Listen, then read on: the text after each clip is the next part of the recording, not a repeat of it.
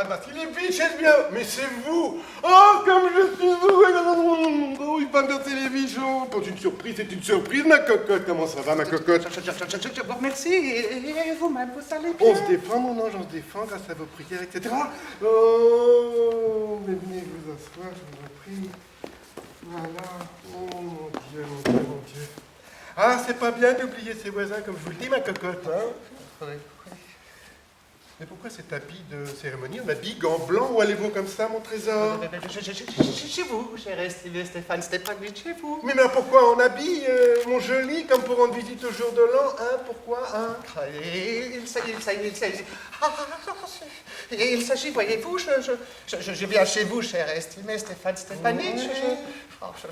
Je vous importune, afin de vous faire une demande. Oui.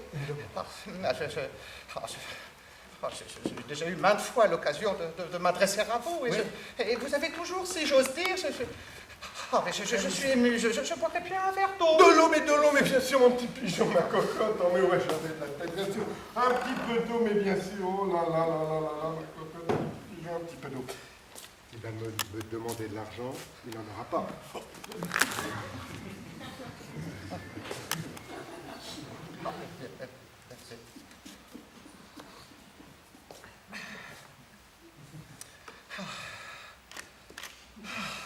De quoi s'agit-il, ma beauté? Voilà, il faut que je vous dise... je suis terriblement ému, comme vous pouvez vous en rendre compte. Bref, vous seul pouvez m'aider. Bien que je ne l'ai pas mérité, que je n'ai pas le droit d'y compter, mais finissez-en avec vos sauces. Dites les choses carrément. Eh bien... Voilà, j'y viens. Un moment. Voilà, il faut vous dire, cher estimé Stéphane Stepanitch, que je suis venu vous demander la main de votre fille, Natalia Stepanovna. Ma fille, oh, ma colombe, comme je suis heureux. Oh là là. Et répétez ce que vous venez de me dire, j'ai peut-être mal compris. J'ai l'honneur de vous demander la main de votre fille. Oh, ma colombe, comme je suis heureux. Oh, je vous le dis ainsi de suite. Oh, mon Dieu, mon Dieu, mon Dieu. Ça a toujours été mon vœu le plus cher, j'ai toujours rêvé depuis si longtemps. Oh, puis je vous ai toujours considéré comme mon fils. Hein, mon ange, oh, soyez heureux. Quant à moi, je souhaitais... Mais qu'est-ce que je fais là, planté devant vous comme un imbécile? Je suis tout chose de joie. Oh, de toute mon âme. Je vais chercher Natalia, je reviens tout de suite. Excusez-moi, cher estimé Stéphane Stepanitch. Oui.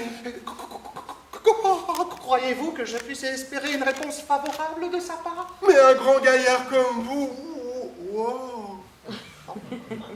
Elle dirait non, mais elle doit être amoureuse de vous comme une chatte. Je sais. Je sais.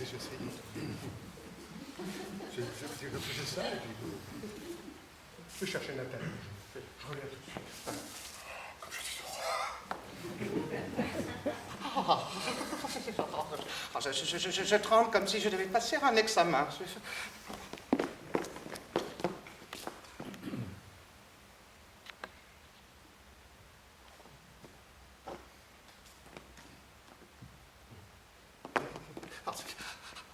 L'essentiel est de se décider. Quand on réfléchit trop longtemps, qu'on hésite, qu'on parle beaucoup, eh bien on ne se marie jamais. Natalia Stepanovna est une parfaite femme d'intérieur, pas vilaine, instruite. Mais que me faut-il de plus? Je suis tellement ému que j'en ai des bourdonnements d'oreilles. Je ne peux pas ne pas me marier. Premièrement, j'ai déjà 35 ans. C'est un âge critique, pour ainsi dire. Deuxièmement, je dois mener une vie régulière, calme, saine. J'ai une maladie de cœur, j'ai des palpitations sans arrêt. Je suis coléreux. Je me mets constamment dans tous mes états. Oh, mais en ce moment-là, j'ai les lèvres qui tremblent et la paupière saute qui droite. Ah, mais le plus terrible chez moi, c'est le sommeil. À peine suis-je au lit, à peine je commence à m'endormir que soudain, un coup de poignard dans le côté, qui va dans l'épaule jusque dans la tête. Oh, je saute du lit. Comme un fou. Je marche un peu le long, en large. Je me recouche. Mais à peine le sommeil me prend, que ça recommence. Et bling! C'est un coup de poignard dans le côté. Et ainsi de suite. Une vingtaine de fois. Mais c'est vous? Et papa qui me dit, va voir, il y a un marchand qui vient chercher la marchandise. Bonjour Ivan Vassilievitch. Oh, bonjour, chère estimée Natalia Stepanovna. Excusez mon tablier, je ne suis pas habillée, nous sommes en train d'écosser des petits pois pour les faire sécher. Ah. Il y a longtemps qu'on ne vous a vu. Asseyez-vous.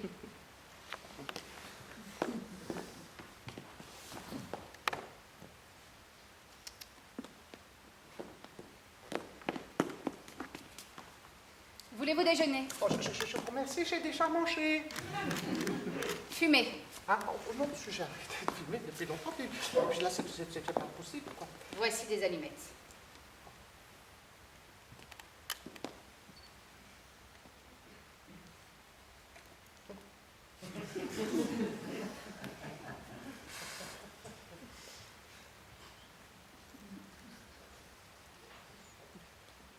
Il fait un temps superbe. Oui.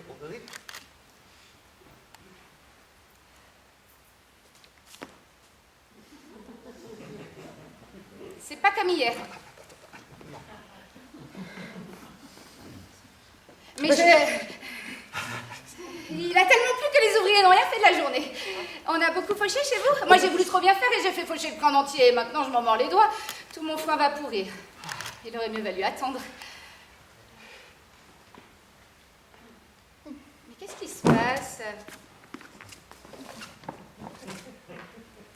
On dirait que vous êtes en habit. Eh bien, vous allez au bal peut-être? Soit dit en passant, ça vous va très bien. Non mais sérieusement, pourquoi cette élégance? Voyez-vous, chère et estimée Natalia Stepanovna, il faut que je vous dise que je me suis décidé à vous demander de m'entendre. Vous serez sans aucun doute un peu étonné, et peut-être même fâché. J'ai affreusement froid. De quoi s'agit-il? Eh bien? Je tâcherai d'être bref.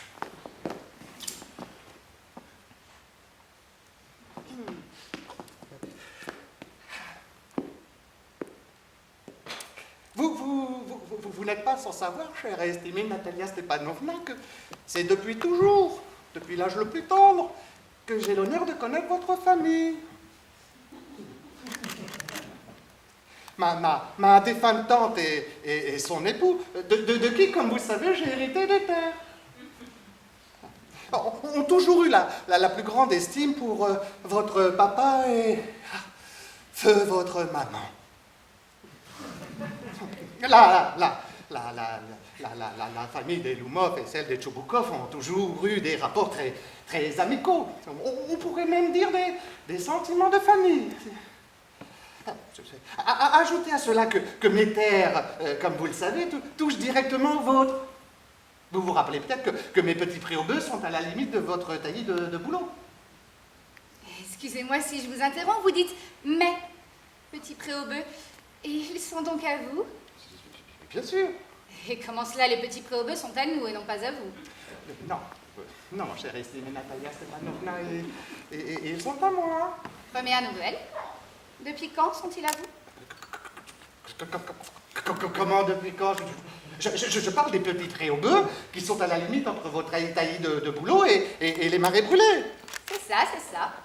Ils sont à nous. Non, vous vous trompez, Natalia Stepanovna, ils sont à moi. Voyons, qu'est-ce qui vous prend, Ivan Vassilievitch? Mais depuis quand sont-ils à vous? Enfin, depuis quand Aussi loin que je m'en souvienne, du temps où j'étais enfant, et ils ont toujours été à nous. Ça alors, excusez-moi, non. Cela ressort des actes, chère et estimée Natalia Stepanovna. Et il fut un temps où les petits préaubeux ont été en litige, c'est exact. Mais actuellement, tout le monde sait qu'ils m'appartiennent. Ça ne se discute pas. Bon, voyez-vous, la grand-mère de ma tante avait donné les petits préaubeux au grand-père de votre papa, parce qu'il lui mettait les briques au four. Donc, les paysans du grand-père de votre papa, qui jouissaient gratuitement et pour un temps illimité des petits préaubeux, ont considéré les terres comme les leurs. Mais plus tard, quand le règlement cadastral a été publié... Ça ne s'est pas du tout passé comme vous le racontez. Et mon grand-père et mon arrière-grand-père considéraient que leur terre allait jusqu'au marais brûlé. C'est donc que les petits préaubeux étaient à nous. Je ne comprends pas ce que vous avez à discuter, je dirais même que c'est agaçant. Je vous montrerai les actes, Natalia Stepanovna. Vous plaisantez? Ou vous me taquinez? Une vraie surprise, un terrain vous appartient depuis quelque chose comme 300 ans, et voilà qu'on vous déclare qu'il n'est pas à vous. Excusez-moi, Ivan Vassilievitch, mais je n'en crois pas mes oreilles. Je n'y tiens pas assez près, il y a peut-être 5 arpents en tout, et il valent à peine 300 roubles. Mais ce qui me révolte, c'est l'injustice. Vous pouvez dire ce que vous voulez, je détesterai toujours l'injustice. Les petits préaubeux, Natalia Stepanovna, je n'en ai pas besoin. C'est une question de principe. Si vous voulez, je peux vous en faire cadeau. Vous plaisantez? Mais c'est moi qui peux vous en faire cadeau, ils sont à moi. Tout cela est pour le moins étrange, Ivan Vassilievitch. Vous me faites cadeau d'une terre qui m'appartient. Excusez-moi, mais ce ne sont pas là des procédés de bon voisinage. Et à mon avis, c'est même de l'insolence, si vous voulez savoir. Alors pour vous, madame, je suis un usurpateur. Mademoiselle, je ne me suis jamais emparé des terres qui ne m'appartenaient pas et je ne permettrai à personne de m'en accuser. Les petits préaubeux sont à moi, c'est clair? Ce n'est pas vrai, je vais vous le prouver. Je vais les faire faucher dès aujourd'hui, c'est prêt. Comment? Mes faucheurs, ils seront dès aujourd'hui. Et ils auront mon pied quelque part. Essayez pour voir. Mademoiselle, les petits préaubeux sont à moi, c'est clair? À moi! Je vous prie de ne pas crier, râler chez vous tant que vous voulez, mais ici, je vous prierai de rester dans les limites.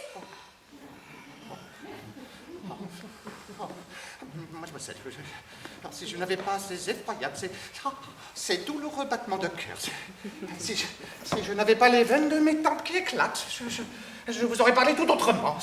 Allez, les petits préaubeux sont à moi! À nous! À moi! À nous! À moi!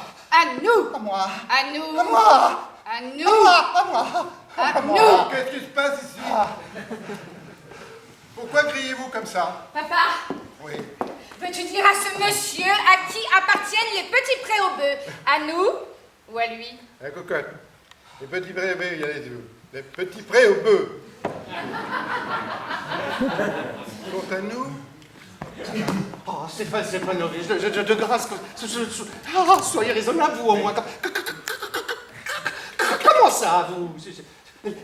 La grand-mère de ma tante a donné les petits préaubeux au grand-père, aux paysans de votre grand-père, Oui. pour un temps gratuitement et pour un temps limité, Oui. parce qu'il mettait les briques au four. Et alors, les paysans qui ont cultivé ces terres pendant près de 40 ans se sont habitués à les considérer comme les leurs. Mais plus tard, quand le règlement cadastral... Vous permettez? Ne vous énervez pas comme ça, jeune homme. Bon, effectivement, vous oubliez une chose, c'est que les paysans ne payaient rien à votre grand-mère. Pourquoi? Parce que les petits préaubeux étaient en litige. Mais maintenant, le premier chien couchant vous dira qu'ils sont à nous, etc. Mais alors, vous regardez donc pas le canastre, il est là, il regarde pas. Et moi, je vous prouverai qu'ils sont à moi. Là, alors là, vous le pourrez pas. Ah, je le prouverai. Oh, mon joli, vous n'irez pas comme ça. Criez.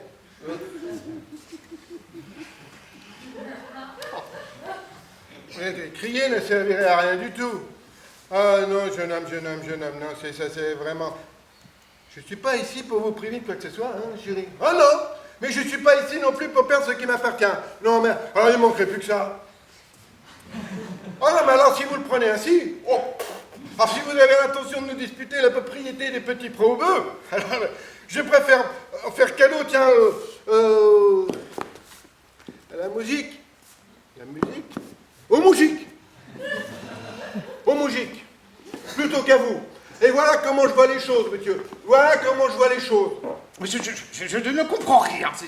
Mais de quel droit donneriez-vous des terres qui ne vous appartiennent pas? Laissez-moi juger de ce qui m'appartient ou pas. Jeune homme, je n'aime pas qu'on me parle sur ce ton. Et ainsi de suite, etc. C'est comme je vous le dis. Je voudrais que vous me parliez avec moins d'agitation, car monsieur, j'ai le double de votre âge. Et ainsi de suite.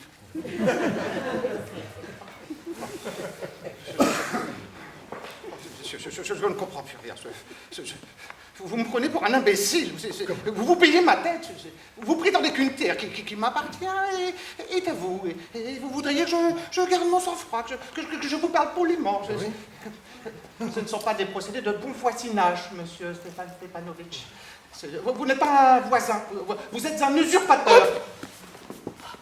Qu'est-ce que vous avez dit? Papa, envoie immédiatement des hommes pour faucher les prés. Ah, vous pouvez répéter ce que vous venez de dire. Les petits prés au bœuf sont à nous et je ne céderai pas là-dessus. Je ne céderai pas.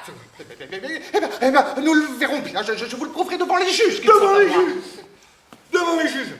Ah, monsieur, vous pouvez faire tous les procès que vous voulez. Allez-y, etc. Et ainsi de suite. C'est comme je vous le dis. Ah non, monsieur, voilà comment vous êtes fait. Mais toutes les conditions sont là pour que vous fassiez des procès, monsieur. Monsieur, vous faites partie d'une famille qui a toujours aimé la chicane. Je vous prie de ne pas insulter ma famille. Les Loumons ont toujours été honnêtes.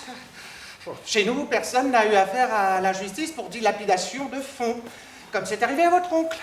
Et chez vous, tous les Loumons sont des fous. Tous. Fou. Et votre grand-père, qu'est-ce qu'il est, votre grand-père? C'était un alcoolique. Alcoolique, je vous dis. Et votre plus jeune tante, la plus jeune tante Natasia, un fichu con avec un, je ne vais pas le dire, un fichu con avec un architecte. Etc. et ainsi de suite. Et vous, votre mère avait une jambe plus courte que l'autre. Les tempes. Et toi, ton père était un buveur, un alcoolique qui buvait, un joueur. Et ta tante, la pire des sœurs. Potinière. J'ai le cœur qui va éclater là. Des étincelles dans les yeux là. Oui, mon chapeau. C'est bas, malhonnête, dégoûtant. C'est comme je vous le dis, monsieur. Vous êtes une vipère. Vous êtes un hypocrite. Vous êtes un chicanier. Voilà mon chapeau. Le cœur, par où? Où est la porte? Je crois que je vais mourir. J'ai de la jambe qui n'oublie plus. Non, mettez plus les pieds chez moi. Allez, traînez-nous en justice. On verra bien. Il a eu au diable. Ah, le salaud. Faites confiance après ça de bons voisins. Une canaille. Un vous marin. Affreux individu, il s'approprie nos terres et par-dessus le marché, il nous insulte. Un épouvantail. Cette tête sur l'œil. Ouais, c'est même permis de venir te faire des demandes. Hein? Des demandes. Oui, comme je te le dis, des demandes. Quelle demande? Eh bien, comment donc il est venu te demander? Oh, il est venu te demander ta main. Main. Ma main? Ouais, ta main. À moi? À toi. Mais pourquoi ne me l'as-tu pas dit plus tôt? Ah, pour l'occasion, il s'est mis en habit sur son 31. Hop, espèce de saucisse. Champignon de couche. Ma main? Oui. Une demande? Oui. Amenez-le. Hein? Rappelez-le. Rappelez qui? Rappelez-le. Et rappelez qui? Vite, je me trouve mal, ramenez-le. Et qu'est-ce que tu veux? Amenez-le. Mais mon Dieu, mais pauvre malheureux que je suis, mais je vais me tirer une balle dans la peau, mais j'en peux plus. Amenez-le, je meurs, ramenez-le. Mais viens, mais cesse de brailler, mais qu'est-ce qu'il y a? Qu'avons-nous fait? Il va venir, mais qu'il aille au diable. Non, mais Capri, parle-lui toi-même, parce que moi, je n'y tiens pas. Amenez-le. Oh, mais viens, je te dis, viens. Mais quel métier, Seigneur, que d'être le papa d'une fille à marier qui te suit une tranchée à la gorge. Ça, c'est sûr. Ah non, puis On l'a traîné dans la boue, on l'a chassé, tout ça, c'est ta faute à toi, c'est ta faute à toi. Non, à toi. Ah ben voilà, comme de juste est encore mal coupable, etc. Et ainsi de suite. Eh ben, je vais le chercher. Et ainsi de suite. J'ai peur qu'il va de façon effroyable. J'ai la jambe, j'ai venir dans le côté. Pardonnez-nous. Nous nous sommes un peu emportés, Ivan Vassilievitch. Et je me souviens maintenant, les petits préaubeux sont à vous, en effet. J'ai le cœur qui bat de façon effrayante. Les petits préaubeux sont à moi. J'ai deux paupières qui sautent maintenant. Ils sont à vous les petits préaubeux. Nous avons eu tort. Asseyez-vous. Attends, c'est une question de principe. Je ne tiens pas à ce terrain. Ce à quoi je tiens, c'est au principe. Mais c'est ça les principes. Et si on parlait d'autre chose? D'autant plus que j'ai les preuves, parce que la grand-mère de ma tante avait donné aux paysans de votre grand-père. Assez! Assez! N'en parlons plus. Je ne sais pas quoi lui dire. Eh bien, tu... Oh, Comptez-vous bientôt aller à la chasse? Oh.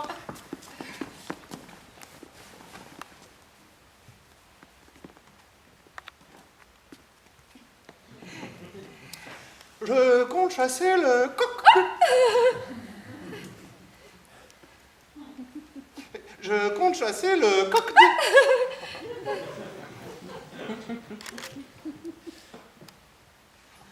Coq. De bruyère.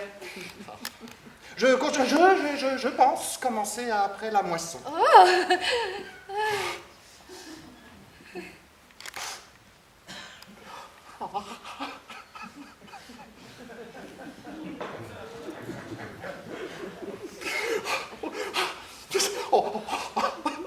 On vous l'a peut-être déjà raconté, mais il m'arrive un malheur. Mon Gadaï, que vous connaissez. Tire la patte. Oh, quel dommage! Mais comment est-ce arrivé? Je sais pas. J'ai eu une entorse peut-être, ou alors il s'est fait mordre par d'autres chiens. Le meilleur des chiens. Sans parler de l'argent. Il m'a coûté 125 roubles à Mironov. Vous l'avez payé trop cher, Ivan Vassilievitch. À mon avis, c'est pour rien. Le chien est merveilleux. Papa a payé son Otkataï 85 roubles et Otkataï est bien supérieur à Ougadaï. Oh, Otkataï plus beau qu'Ougadaï. Mais jamais de la vie. Otkataï est supérieur à Ougadaï. Naturellement, Otkataï est jeune, c'est vrai, il n'est pas encore tout à fait déclaré sur la plume, mais comme ligne générale. Et pour ce qui est de la vitesse et le fond, Volchansky lui-même n'en a pas de meilleur. Permettez, chère et estimée Natalia Stepanovna, vous oubliez que votre chien a un défaut dans la mâchoire. Il est bégu. Et un chien bégu ne prend pas. Comment? Il est bégu. C'est bien la première fois que j'entends parler de ça. Je vous assure qu'il a le maxillaire supérieur qui dépasse du maxillaire inférieur. Vous les avez mesurés? Je les ai mesurés. Alors, pour la quête, je ne dis pas. Mais pour mordre et rapporter, j'en doute. Premièrement, notre Otkataï est un chien de pure race, de très grande race. C'est le fils de Zapriagaï et de Stametska.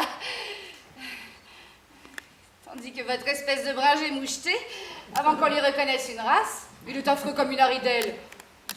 Mais un affreux comme celui-ci, je ne l'échangerai pas contre 5 de vos Otkataï. Comment peut-on? Ougadaï, ça c'est un chien. Tandis que votre Otkataï, c'est simplement ridicule. N'importe quel piqueur vous en vend 13 à la douzaine, 25 roubles, c'est tout ce que ça vaut. que vous avez aujourd'hui, Ivan Vassilievitch? Vous êtes possédé par l'esprit de contradiction. Tantôt vous inventez que les petits prés sont à vous, tantôt vous prétendez qu'Ougadaï est plus beau que Kotkataï. Je n'aime pas quand un homme ne dit pas ce qu'il pense. Vous savez parfaitement que Kotkataï est 100 fois supérieur à votre corneau d'Ougadaï. Alors pourquoi dites-vous le contraire? Je vois, Natalia Stepanovna, que vous me prenez pour un aveugle ou un imbécile. Voulez-vous comprendre que votre Kotkataï ne prend pas? C'est faux. Il ne prend pas. C'est faux. Mais qu'est-ce que vous avez à crier comme ça, mademoiselle? Pourquoi dites-vous des choses absurdes, c'est révoltant? Ougadaï, il est juste bon à abattre, et vous le comparez à Kotkataï. Vous m'excuserez si je ne continue pas cette conversation. J'ai un battement de cœur. J'ai remarqué une chose, ce sont les chasseurs qui s'y connaissent le moins qui discutent le plus. Oh, mademoiselle, je vous demanderai de ne plus rien dire. J'ai le cœur qui va éclater. Voulez-vous vous taire? Je ne me tairai pas tant que vous n'aurez pas admis qu'Kotkataï est 100 fois supérieur à Ougadaï. C'est 100 fois inférieur. Qui crève votre Kotkataï? Les temps, là. Le cœur. Votre corneau d'Ougadaï n'a pas besoin de crever. Il est déjà à moitié mort. Oh, taisez-vous, j'ai le cœur qui va lâcher. Je ne me tairai pas. Qu'est-ce qui se passe ici encore, là? Papa, dis honnêtement, en toute franchise, lequel des deux chiens est un vrai limier, notre Kotkataï ou son Ougadaï? De grâce, Stéphane Stepanovitch, dites cette seule chose. Oui ou non, votre Kotkataï est-il bégu? Et combien même il le serait? Quelle importance? Etc. Et ainsi de suite. Non, mais de toute façon, il n'y a pas plus beau chien dans toute la région. Alors, etc. Reconnaissez que mon Ougadaï est nettement supérieur, honnêtement, non? Mais ne vous énervez pas, mon trésor. Bon, c'est vrai, votre Ougadaï, il a ses qualités. Bon, il est de race pure, il a le jarret harpé, il a le rein droit solide, mais il a aussi, si cela vous intéresse, 2 défauts capitaux. Il est vieux, il a le nez un peu court. Je ne comprends plus, là. J'ai un battement de cœur, là. Je n'en peux plus.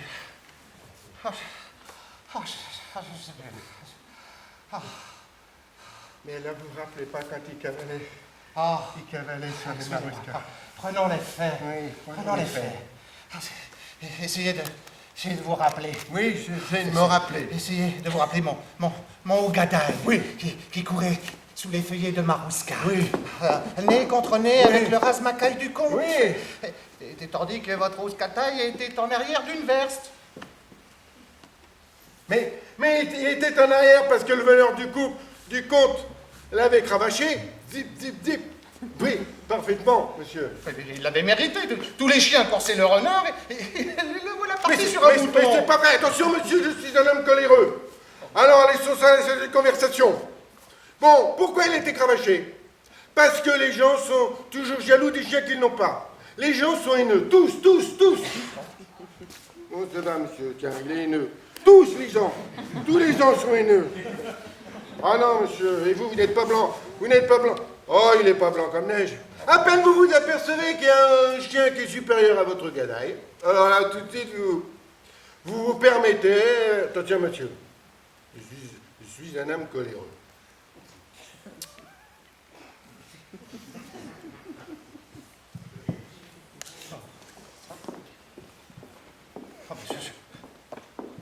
Je n'ai rien oublié. Monsieur, je n'ai rien oublié. Mais moi non plus, je n'ai rien oublié. Vous n'avez rien oublié. Qu'est-ce que vous n'avez rien oublié, monsieur?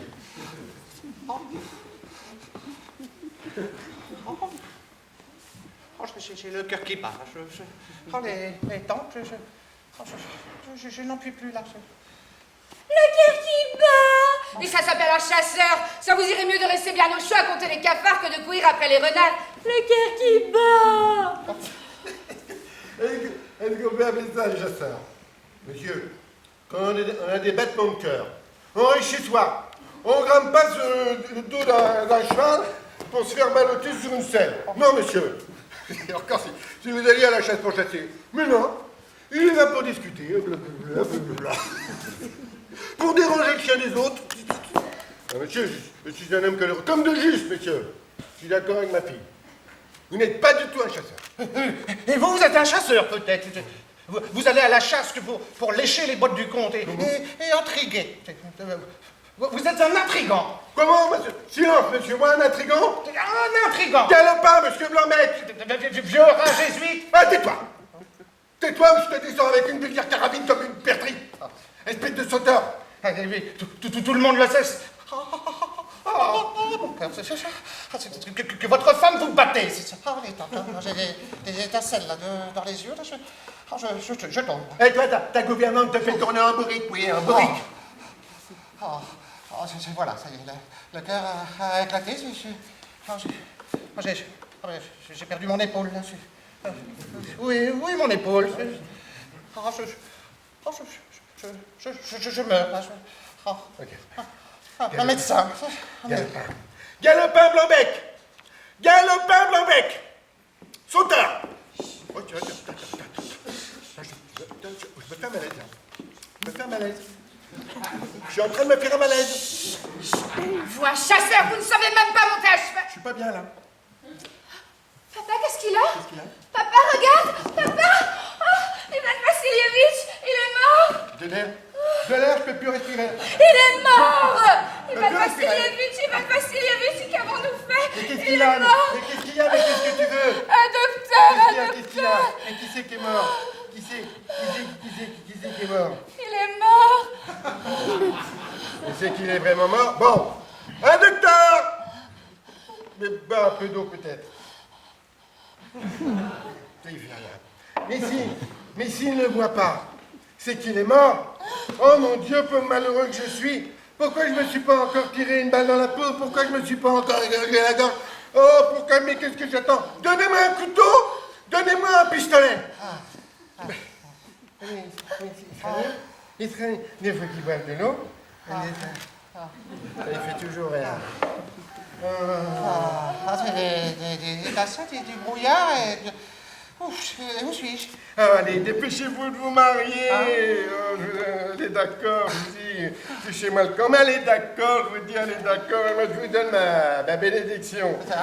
Mais je vous demande une chose, c'est de me ficher la paix. Hein, d'accord? Comment, quoi? Elle est d'accord, je vous dis. Alors, embrassez-vous et allez au diable. Igor? Il est mort. Igor, la musique. Igor, la musique.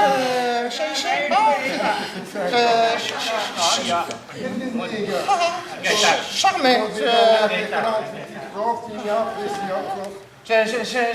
Je suis heureux, Natalia Stepanovna.